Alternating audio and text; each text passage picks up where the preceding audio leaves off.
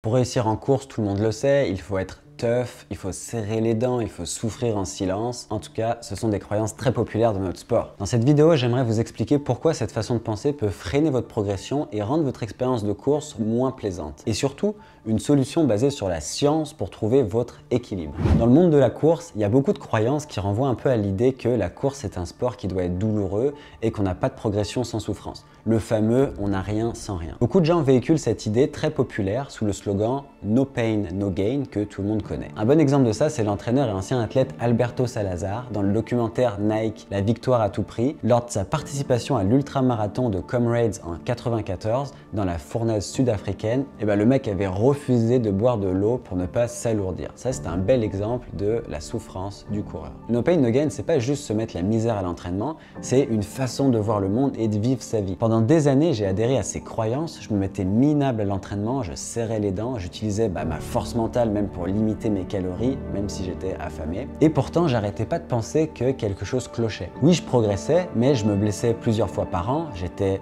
très fatigué et je faisais des contre-performances. Avec le recul, je me suis rendu compte que je vivais pas vraiment mon sport comme quelque chose de toujours positif. À force de voir la douleur partout, je finissais un peu par perdre le plaisir simple de courir. Puis il y a quelques années, je suis tombé sur des recherches scientifiques à propos de l'importance de l'autocompassion dans le sport. Au début, j'y croyais pas trop, je trouvais que le terme il sonnait bisounours et utopique. Puis j'ai constaté qu'il y avait quand même pas mal de preuves scientifiques démontrant que l'autocompassion pouvait être bénéfique pour les sportifs d'endurance et notamment les coureurs. Bon, l'autocompassion, c'est quoi? C'est la capacité de se donner de l'amour et à se traiter avec bienveillance, particulièrement dans les moments difficiles. Si vous voulez connaître votre niveau d'autocompassion, ce que je vous recommande, j'ai créé un quiz rapide basé sur l'échelle officielle qui est utilisée par les scientifiques. J'ai mis le lien dans la description. À date, il y a 102 coureurs qui ont participé au questionnaire et les résultats ils montrent que quand même 24% des coureurs interrogés ils semblent trop durs avec eux-mêmes et moins de 30% ont des niveaux d'autocompassion élevés. Le reste est à peu près dans la moyenne. Et ce qui est intéressant, c'est que selon cette étude, il semblerait que cette tendance, elle se retrouve autant chez les athlètes élites que chez les amateurs. En gros, ça concerne pas mal tout le monde. Pourquoi l'autocompassion est cruciale pour réussir en course à pied selon moi? Je vois 5 raisons majeures.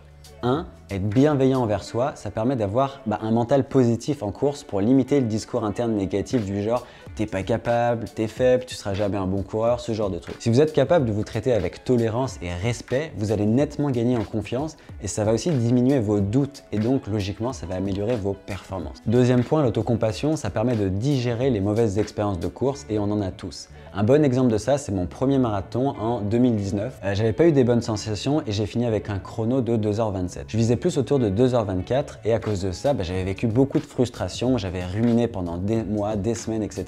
Mais à l'époque, j'étais hyper dur envers moi-même sur pas mal d'aspects, notamment la course. Donc mon 2h27, avec du recul, en fait, c'était un excellent départ qui aurait dû me motiver et me donner confiance, mais c'est pas comme ça que ça s'est passé. Vous connaissez peut-être le dicton qui dit que l'échec est le moteur de la progression. Personnellement, j'y crois, mais la condition est que vous appreniez de ces échecs. C'est justement pour ça que l'autocompassion, c'est indispensable. Parce qu'en fait, elle nous donne la force d'accepter nos courses décevantes ou nos mauvais entraînements. Et du coup, ça limite l'anxiété, la honte, le rejet quand vous repensez à ces courses. En fin de compte, ça vous permet de préserver votre valeur personnelle. Il y a une phrase que je me répète souvent, c'est « pour viser la perfection, il faut accepter d'être imparfait ».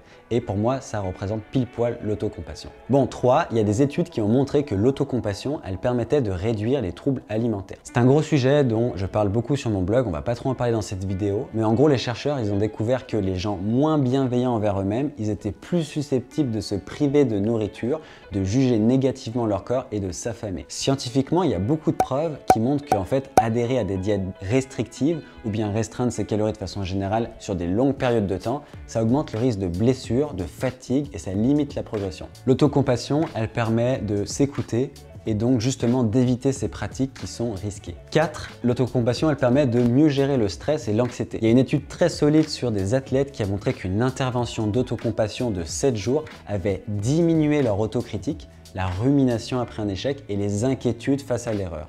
En d'autres mots, en devenant tolérant et bienveillant avec vous-même, vous serez meilleur pour gérer la pression le jour de la course et ça, je pense que tout le monde en a besoin. 5e avantage de l'autocompassion, il y a des études qui ont démontré que les personnes avec plus d'autocompassion étaient plus heureuses et avaient une meilleure santé physique. Or, pour performer saison après saison, c'est pas seulement une question d'enchaîner les entraînements.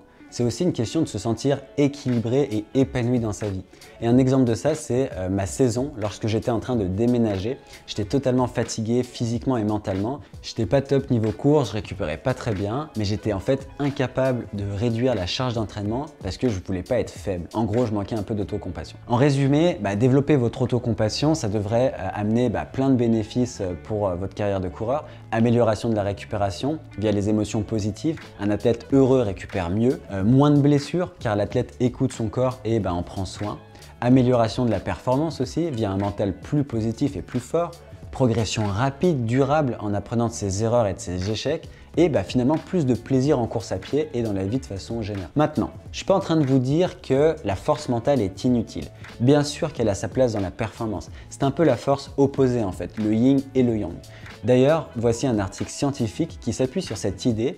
Et en fait, ce papier, ce qu'il montre, c'est que l'autocompassion et la force mentale semblent non seulement compatibles, mais surtout indispensables pour réussir pleinement dans son sport. Et la raison, en fait, elle est simple. L'autocompassion permet de digérer nos échecs, de rester positif et de persévérer lorsque la douleur en course se fait ressentir. Alors que la force mentale permet de se motiver au quotidien ou durant une course. Elle s'apparente plus à ce qu'on appelle la niaque, soit cette envie de réussir et d'atteindre des objectifs difficiles. Mon expérience, elle m'a montré que les athlètes qui possèdent ces deux traits de personnalité sont extrêmement rares.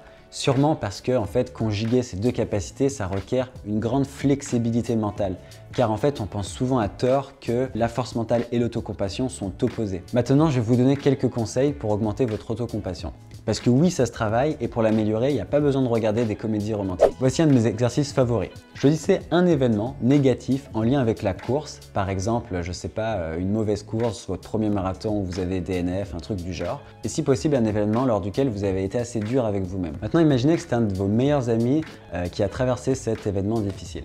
Comment soutiendriez-vous cet ami? Que lui diriez-vous? Maintenant, appliquez-vous à vous-même les conseils que vous donneriez à cet ami.